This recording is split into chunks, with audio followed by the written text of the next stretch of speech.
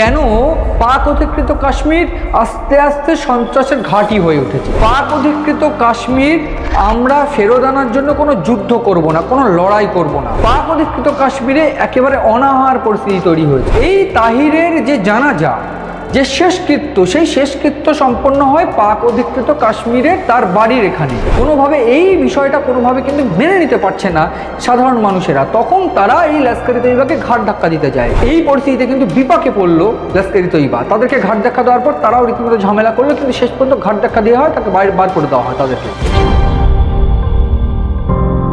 CN digital আপনাদের স্বাগত। নমস্কার, আমি মণি ভট্টাচার্য। পাক অধিকৃত কাশ্মীর, যেটা আমাদের হারানো গৌরব। পাক অধিকৃত কাশ্মীর নিয়ে আমি এর আগে একাধিক প্রোগ্রাম করেছি এবং সেখানে বারবার করে বলেছি পাক অধিকৃত কাশ্মীর, তার ইতিহাস কি, ভারত কেন ভারতের হারানো গৌরব, কেন পাক অধিকৃত কাশ্মীর আস্তে আস্তে সন্ত্রাসের ঘাঁটি হয়ে উঠেছে। কিন্তু পাক অধিকৃত কাশ্মীর ফেরাতে হবে কি করে তা নিয়েও আমি আলোচনা করেছি।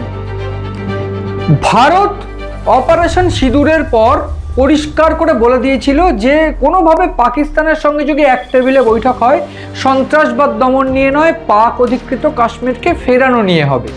ঠিক সেই মোতাবেক পাকিস্তানের উপর যে অপারেশন সিঁদুর অর্থাৎ প্রত্যাঘাত নামিয়ে আনা হয়েছিল, সেইটাও একই ছকে বাঁধা এবং অপারেশন সিঁদুরে পাক অধিকৃত কাশ্মীরের যে জঙ্গি ঘাঁটিগুলোকে একেবারে ভেঙে গুড়িয়ে দেওয়া হয়েছিল।